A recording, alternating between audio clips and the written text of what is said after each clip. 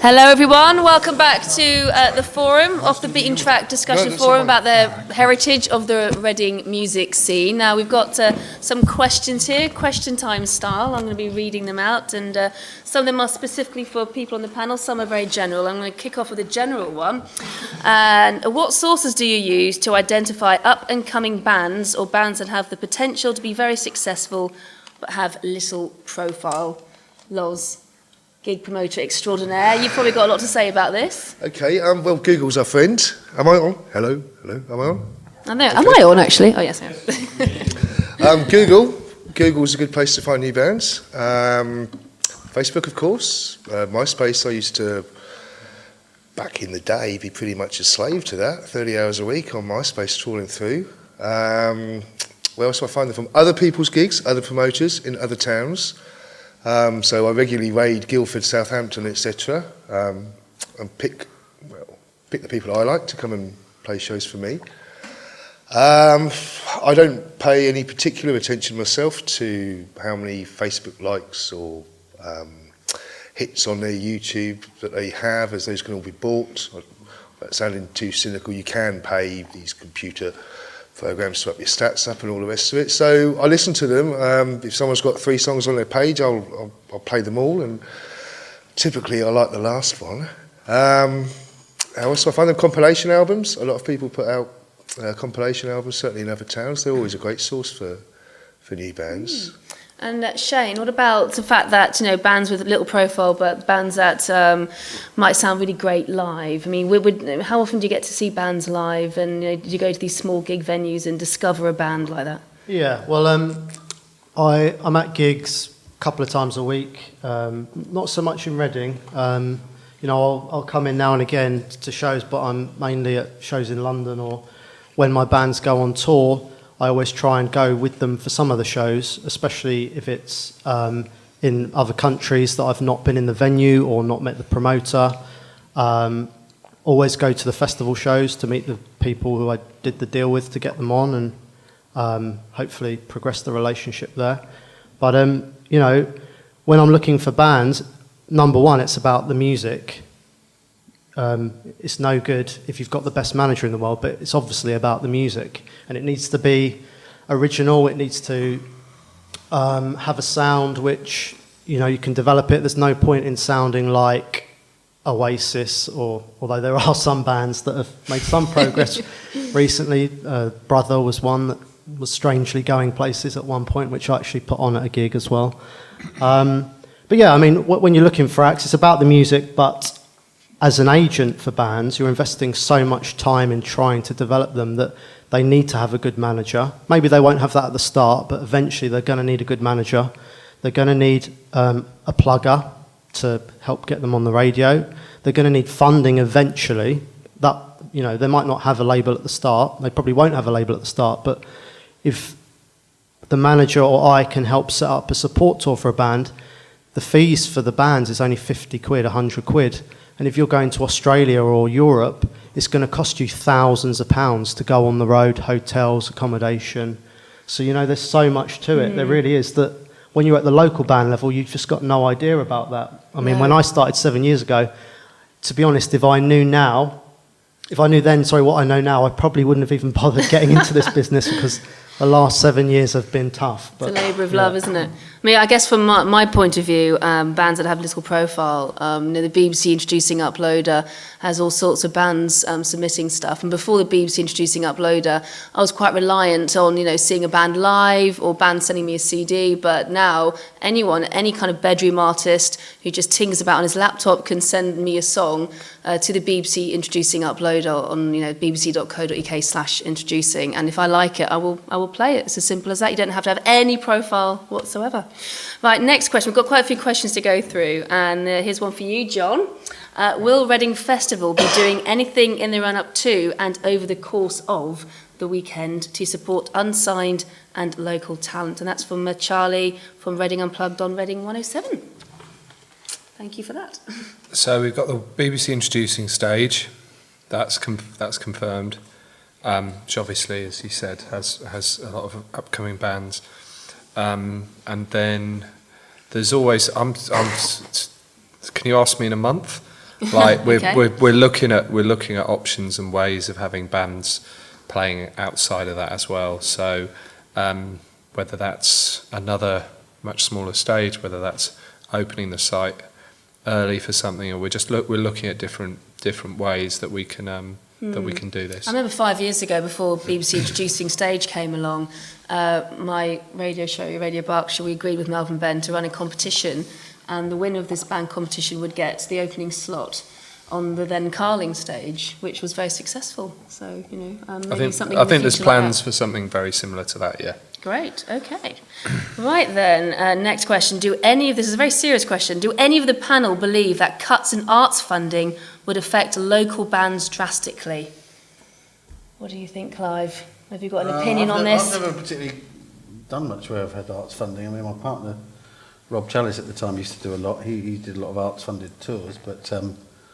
Do you think the cuts in art funding these days? I've never, well, as I say, I've never seen a great deal of it anyway in tours. I'm So sure it it would will make a affect it in difference. certain areas. I think I tend to think that a lot of that funding goes in particular areas of music. I don't think it covers every aspect. I think a lot of it gets spent in areas which tend to be a little bit niche that they go for. But I think the cost of touring That's changing though. I think Is it?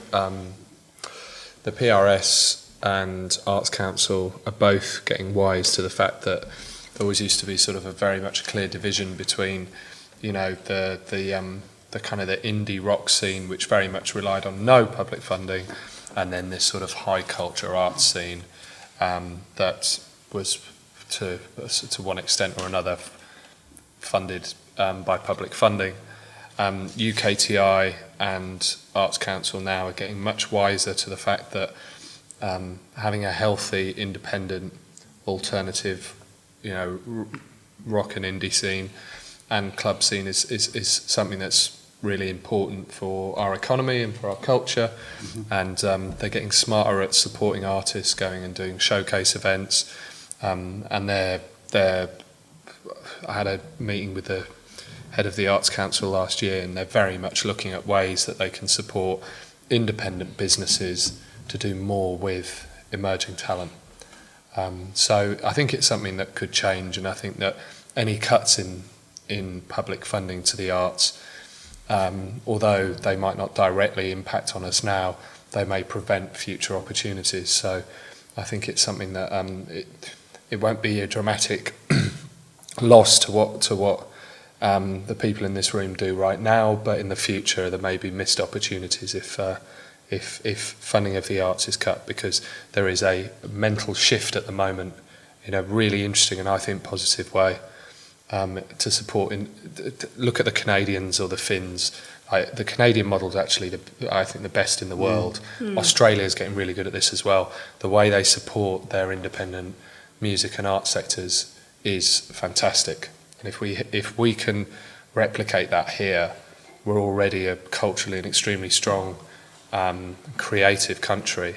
But if we had the level of support the Canadians do, we could be so much stronger. So But it's they're a gonna be lot more. They're a lot more interesting international. They're also, it's the same with. I mean, I did do a lot with the British Council actually, with Asian Dub Foundation. I mean, but that was more that it wasn't direct funding here. It was that the promoters in a particular country would be able to bring over Asian Dub Foundation to Poland or Czech Republic or wherever, where by approaching the British Council they would then get money from that, because Asian Dub Foundation was a classic example of someone that the British Council really liked, because it was promoting multiculturalism out of the UK. Yes. So they got a lot of festivals off the back of it, and we probably wouldn't have done a lot of the events if it hadn't been for the fact that they gave us the money. So if you're a local multicultural band, you won't necessarily be affected too much.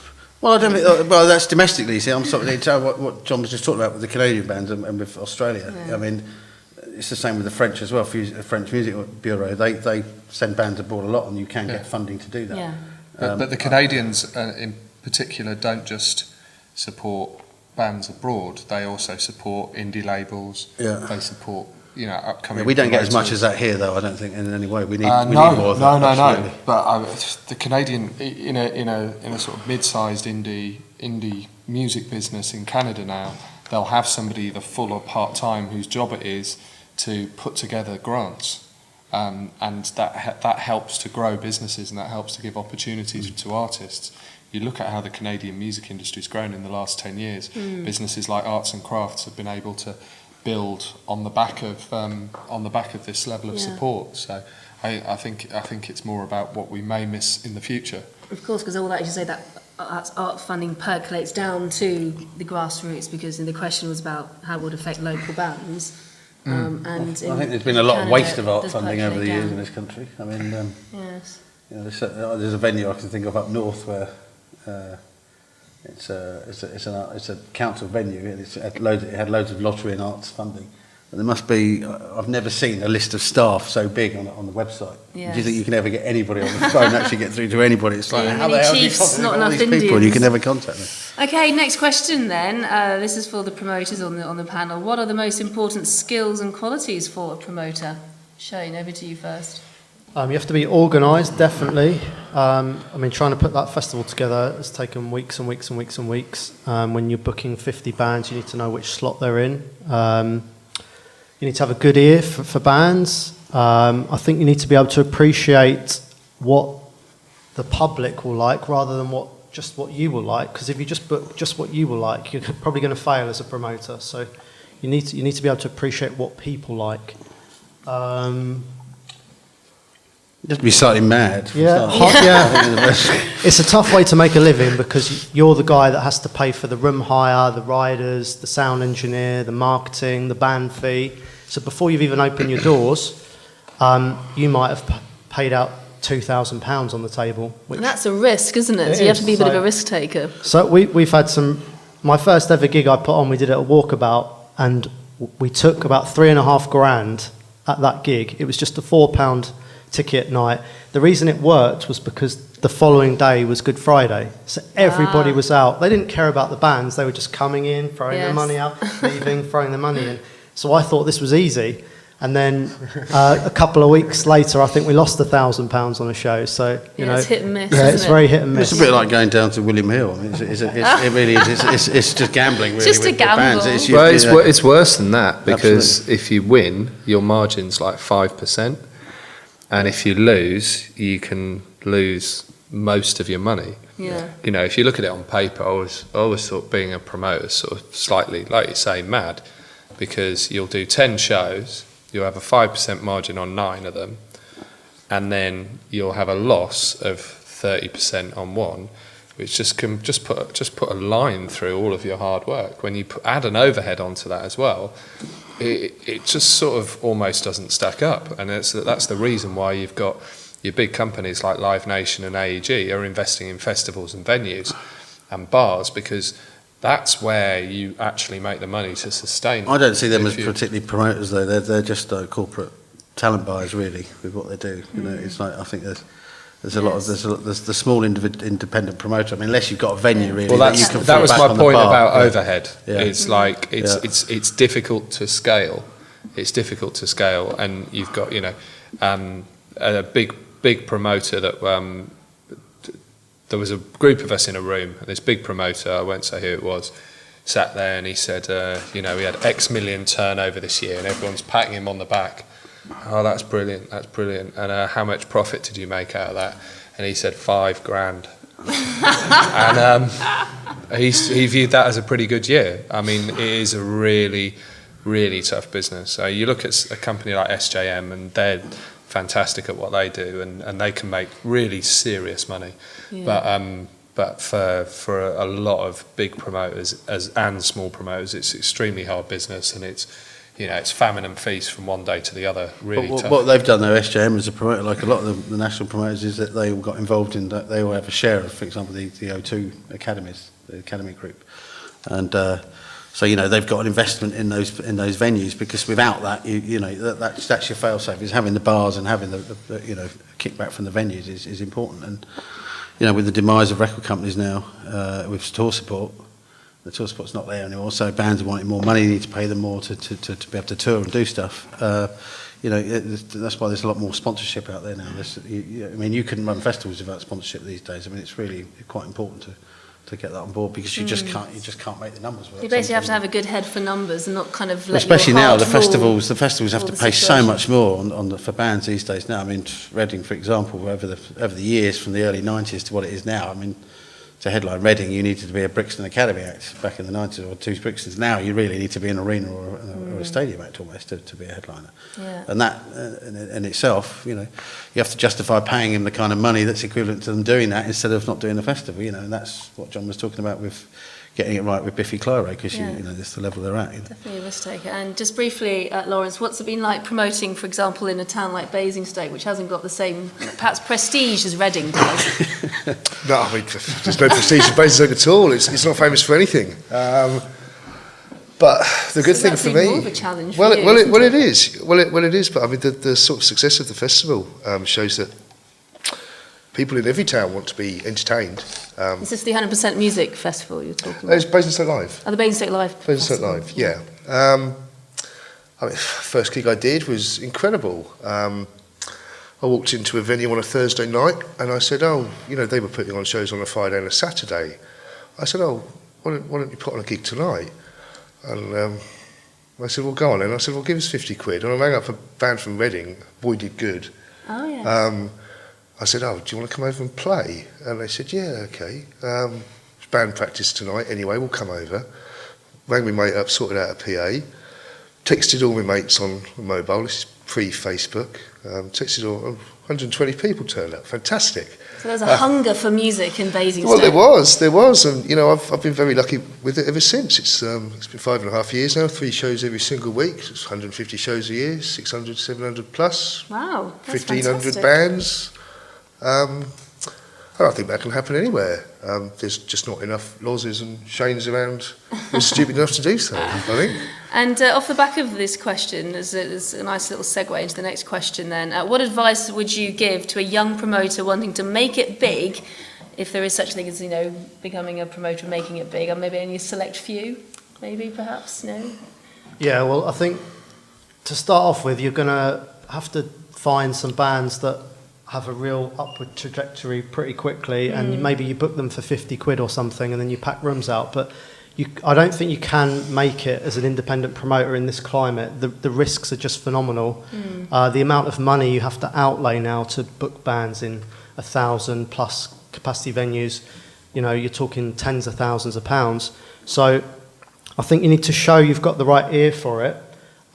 Demonstrate a couple of successful events and try and get a job with a national promoter like Mama Group, SJM Concerts, Live Nation, Kilimanjaro, Metropolis.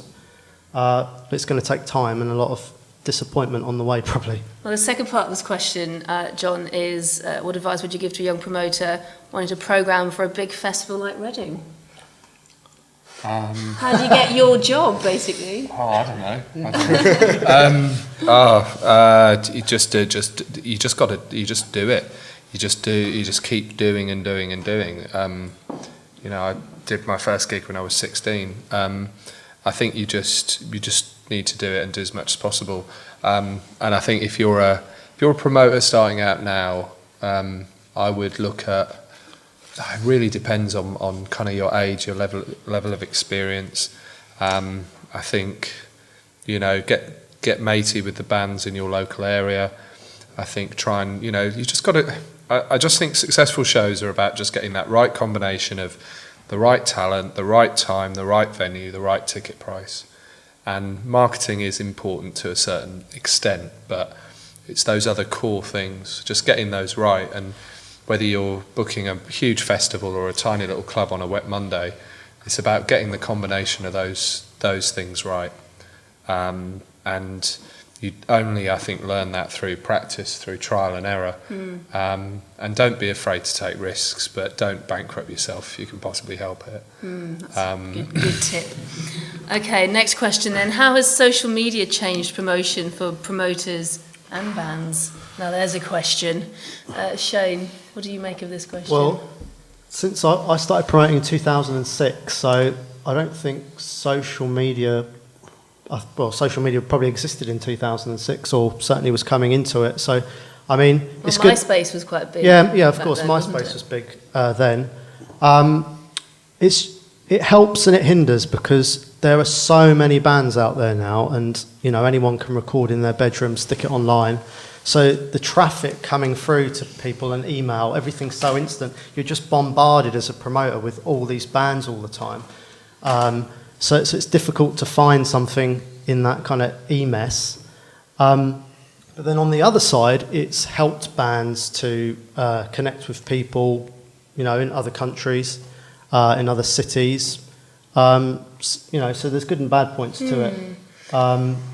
And there probably was a lot of flyering back in the day, but now you can do Facebook ads. And Clive is nodding enthusiastically. The nostalgic Well, I used to, days of the flyering. I used to drive taxis in between promoting gigs to make up money, so that I had some money to pay the bands. And what I used to do is, when I didn't have a passenger, I'd have a bucket of glue and posters in the back of the boot, and I'd stop and throw up some posters. I mean, you can't put posters up in Reading like that used to. I mean, that was, giving out flyers. You didn't have social media, so it was all about, relying on the record companies, which was a ridiculous thing anyway, because they never did what they said they were going to do half the time.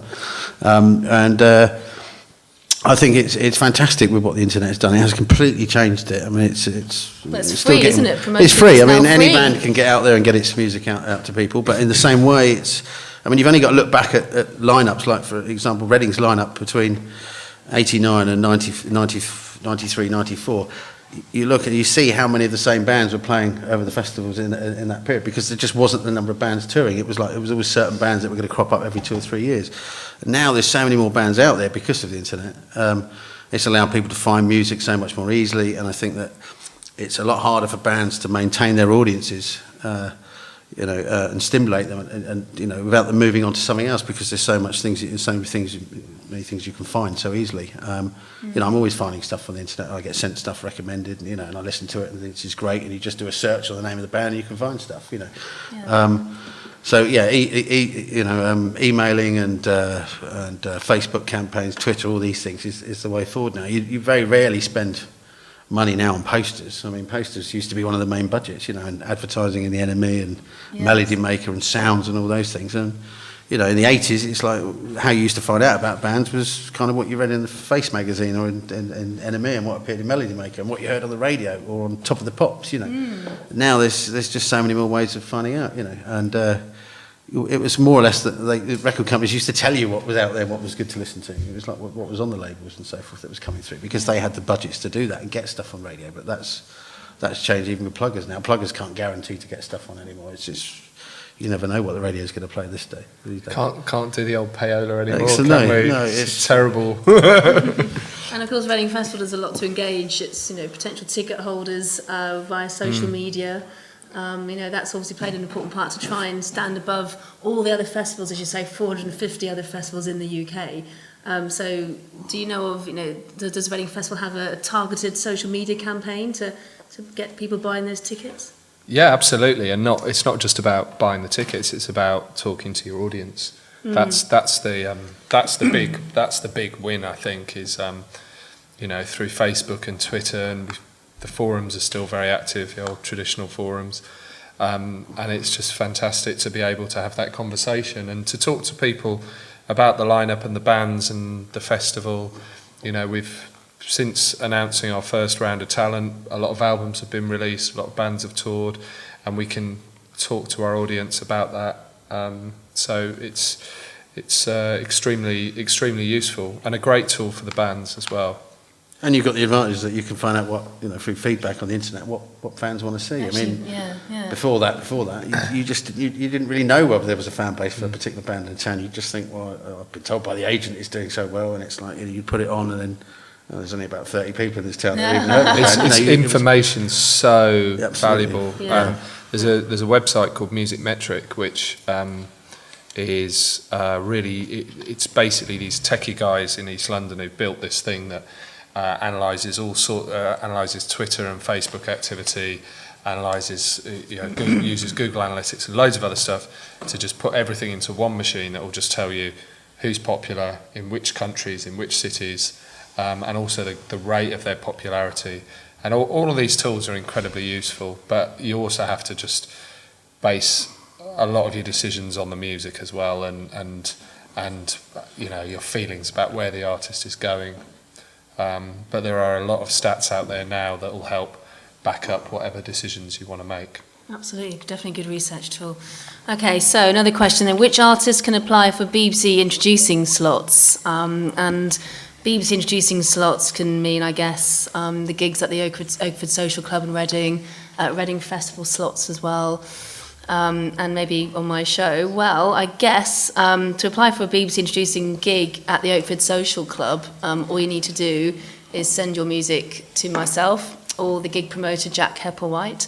And if we like your music and we think you're a good live band, then you will get a slot at the Oakford. It's a great little gig night every Wednesday, but also Reading Festival. I mean, every July I get hundreds of emails from bands who've suddenly come out the woodwork saying, can we please play the Reading Festival? And for me, you know, a band has to prove themselves a little bit. You know, you have to show yourself to be very active on the music scene, either in Reading and beyond. Show that you're serious about being in a band, putting out your music, showing that you're keen. You're not just sort of that's in your bedroom making music, expecting then to play in front of thousands of people at the Reading Festival. That just isn't going to happen. You need to sort of cut your teeth on the live music scene, definitely. And also a band that fits the Reading Festival bill. I mean, I know Jon's been talking about how the music scene at the Reading Festival has become a lot more eclectic now. But there is certain, I guess, types of music that on the BBC introducing stage we would go for more than any others. It has to be a festival band, and it has to get the festival crowd going, and if you've got charisma on stage as well. So that was, I guess, for the Reading Festival. And if, again, like I said before, if you've got a great track and you want to be played on the BBC introducing show, then all you need to do is perform a good song. It's as simple as that. Right, the final question is a slightly similar one to the previous question about local music at the Reading Festival. Have you done anything to work with local musicians and the media in Reading in the past, and are there plans to do anything with them in the future? So I know you've got very strong ties with the local media anyway, haven't you, with the Reading Post and the Reading Chronicle, putting out special Reading Festival booklets and things like that. Yeah. I know Melvin Ben has very close ties and comes to Reading quite a lot to do things with the media. But in terms of working with local musicians, working with them in the past, we kind of touched upon the fact that my show did a little competition in the past, but I don't know, Clive, whether you know of Reading Festival back in the day, whether they had local musicians on stage at all? Yeah, there was, well, in 90, I think it was 92, there was DF 118, who was an offshoot of RDF. They opened the festival, you know, it was, we got on through that as it was like a competition thing that we got through. It was just, we submitted a CD and Neil Pengelly booked it, but... I guess things are slightly more complicated now. Bands just can't submit a CD and you'll book them. Well, Glastonbury does that, because I used to do the unsigned bands at Glastonbury, which is where the Subways came from, because I ended up becoming the agent for them. And there was myself, Steve Strange as an agent, Martin Elborn. We went down and there was Michael Eavis sat there, and we'd sit and watch. There'd be heats, and then there was a final, and I went down to judge the final, and whoever got through got a slot on the John Peel stage, or the new bandstand as it was then. But it was interesting because that particular year there was two winners, because it was already that there was a band that had been put in that everybody in Glastonbury staff decided we're going to win. So we all voted for one band, and we went, and Michael Eavis was like, well, actually, so we're all agreed it's this band, and we're like, well, no, actually, we think the Subways. We go, well, we can't have two winners, and we said, well, we haven't. There's three of us saying that the Subways should get through. So they actually had both bands play, and and the Subways ended up doing the other stage. And, of course, the Subways played a lot of Reading Festival as well. Fantastic support they had from Reading, 3 years in a row. But in terms of local musicians at Reading Festival, we touched upon it, as I said in the previous question. Are there any plans to do anything more with them in the future? Well, Ross was saying that there's in Reading there's a shortage of bass players, and fortunately I actually play the bass, so I'm going to personally support Reading's bands by joining them on bass guitar. That's something I'll personally be doing. You're going to regret saying that. For any band that wants me. We're still finishing some of the bigger stages, believe it or not. So it's something that we're together with the BBC Introducing, we're looking at now to see what we can do. I think that the Glastonbury format's a really good one, actually. Certainly from my point of view, I get quite a few bands from Reading saying, why don't we have more Reading bands on the Reading Festival BBC Introducing stage? Because there's a great platform for local bands to then play in their own hometown. But of course, BBC Introducing has grown so much, and we want to give bands from all over the country an opportunity to play as well. But what's your thinking on that? I think that it's something that we certainly need to look at, and I think that it's important to have a local a tie-in and a link in with the local scene. I think it's something, you know, we're coming to Reading, and it's about having a level of respect in terms of the town that you're in. So I think it's something that, you know, I'm just finishing the sort of the final headaches on some of the bigger stages, and just slotting in the final bands. And I think that's something that we should definitely look at and watch this space. And hopefully, if you guys invite me back to take part in something like this, we'll have some more news for you. Brilliant. But I think that's really, it's important to recognise the local scene. Definitely. Well, I completely concur on that. So that's the end of the questions on paper. Has anyone got any questions they want to ask that they've suddenly thought, I really want to know this answer? Anyone? For anyone? I'm a general one about festivals. Presumably you've all been to them. What's been your favourite year of a festival? Well, myself, the first festival I went to was Reading in '92, and I waited right at the front all day to see Nirvana. And nothing has topped that since. It's just the effort going into waiting all day to see a band, and separating yourself from all your mates, just being there, just chewing gum all day, so that you don't need to go to the toilet, so that you don't lose your space, and then finally seeing Nirvana on stage. That's my favourite memory. Of Reading or any festival generally? Probably my favourite memories of Glastonbury, I guess, because I've been every year that it's been on since '83. There's a lot of stories there, but seeing Orbital break in 1994 when they headlined the second stage, and it was just like it was a groundbreaking moment, because that kind of led into every year after that having a dance band play on that stage to closing it, and I'd been involved in getting them on that slot, and it was just a fantastic moment. I had loads of people coming up going, "This is brilliant, Clive! You've got a winner here," and it was an exciting time. As far as Reading goes, I still think actually watching, seeing Green Day come on after 50 Cent and just having just the most amazing gig was still one of the best things I've seen. After 50 Cent got bottled off, which wasn't a great thing, but then, as I said to John earlier on, it was in 2004, and Green Day was kind of had petered out in the UK. They were still big in Germany and parts of Europe, but the UK was definitely not a strong place like it used to be for them, and they just, they went back to the top, and going on to sell two Milton Keynes, I think, a couple of years after that. They were just the heroes of the festival, and it was great. And the Nirvana moment was great as well. Although I remember them the year before in '91, of course, yeah, when they played before Chapter House. That was great seeing them there. Well, I've got a minute left then. So out of the three that are left, they haven't talked about their favourite festival memory. Who's got the best one, you think? John, having the Reading Festival guy, have you got a favourite Reading Festival moment? Favourite Reading Festival moment, Arctic Monkeys playing that little tent. I think it was the Festival Republic stage or Carling stage at the time.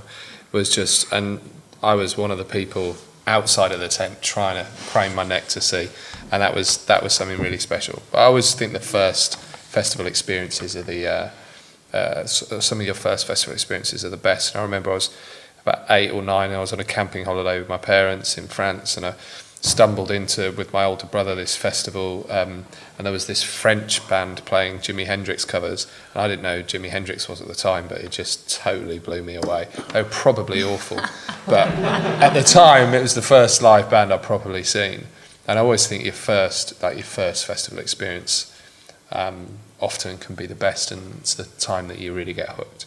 So it's hearing Hey Joe sing with a thick French accent, something really special. That's wonderful. Well, thank you. My first year at Glastonbury, definitely the best. My first time I ever went. It was. How old were you? 18. Did you pay to get in? I did. That's probably why I enjoyed it, and I did. And I remember it was a very different. It was a very different festival in those days. The police weren't on site, and it was drug dealers everywhere, and it was just a bizarre place. It was just. There was all the stalls were laid out in like little towns, and you'd walk across in the mist and stuff in the fog, to the different areas of the festival, and seeing that famous scene that probably lots of people saw on television of the transit van on fire in the pool of water. That was a famous thing that happened one year. But yeah, it was the most memorable thing I think I've ever been to as far as music. It's the first time there. Great. Well, that's pretty much it, I think. Thank you so much to Lawrence Hoare, to Jon Mac, Clive Underhill-Smith and Shane Daunt. Thank you so much, everyone, for coming along as well.